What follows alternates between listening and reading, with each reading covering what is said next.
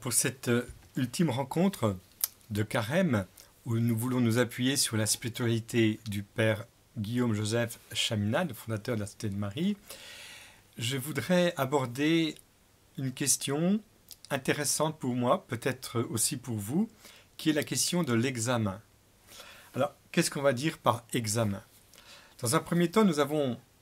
en quelques mots, évoqué la possibilité de vivre dans un plus grand silence pour que résonne la parole de Dieu, les différents silences, et puis ensuite la possibilité de nous recueillir. Cette fois-ci,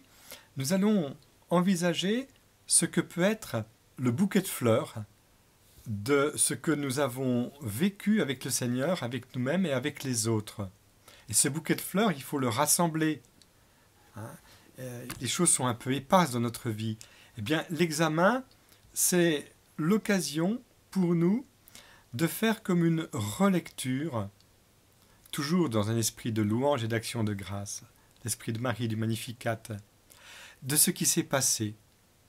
Et nous pouvons faire des examens à plusieurs reprises dans la journée, mais aussi on peut se donner la règle de le faire particulièrement le soir, après une journée, dans une relecture sereine de ce qui s'est passé, qu'est-ce qui s'est produit en moi, où en suis-je dans mes relations avec les autres, dans le travail, le devoir d'État à accomplir, mais aussi dans mes loisirs, dans une certaine détente, pour permettre au Seigneur d'agir plus facilement. Dieu comble son bien-aimé qui dort. Donc l'examen peut être en fin de journée l'occasion, je dirais, de se poser dans un regard rapide, bref, mais essentiel, pas seulement sur ce que j'ai fait, mais sur ce qui s'est produit en moi, dans certaines situations, certains échanges, certains choix aussi, et peut-être aussi, et là c'est la fine fleur de l'examen, ce que Dieu a fait en moi. Très important. Nous sommes souvent dans un activisme débordant et on ne sait pas se poser. Quand j'étais aumônier d'une équipe Notre-Dame, j'avais appris l'expression du Père Caffarel, le devoir de s'asseoir. Pour un couple, de temps en temps, ils se donnent rendez-vous, une fois par mois, je crois. Ils décident de prendre un temps que tous les deux ensemble, et rien de plus important que de s'écouter mutuellement. Eh bien, l'examen a quelque chose de cet ordre-là, mais le couple en question, c'est mon âme, moi, dans ce qu'il a de plus personnel dans sa relation avec toi, mon Dieu.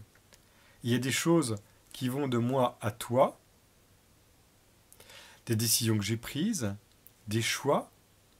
mais aussi il y a des choses qui vont de toi à moi, des choses que j'ai accueillies qui viennent de toi, et qui viennent de toi de manière inattendue, Seigneur, à travers mon prochain, ou à travers une mission qui m'a été confiée, à travers un moment inattendu dans la journée, croisant par exemple un regard,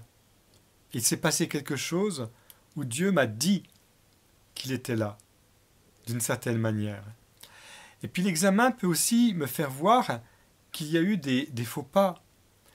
qu'il y a eu des choix conduisant à des impasses. Ô malheureux homme que je suis, dit l'apôtre, le bien que je voudrais faire, je l'accomplis pas, et puis le mal, je l'accomplis. Donc l'examen, c'est vraiment l'occasion pour nous de nous en remettre à celui qui nous aime et qui sait faire feu de tout bois de notre quotidien, des instants fugitifs qui s'accumulent dans la journée, mais à partir desquels se tisse peu à peu une relation très forte, une relation d'amour, une relation de vie. L'examen, c'est en vue de promouvoir aussi ce que Dieu a semé et qui doit porter du fruit. Demandons cette grâce ensemble d'entrer dans ces perspectives qui ne sont pas les nôtres, qui sont celles de Dieu, par une relecture régulière, fidèle, pour nous permettre évidemment d'évacuer ce qui n'est pas bon, il y a un tri à faire, mais aussi ce qui est bon, ce qui était comme un don, ce qui est positif, de lui donner toute sa place en nous, dans mes relations avec les autres.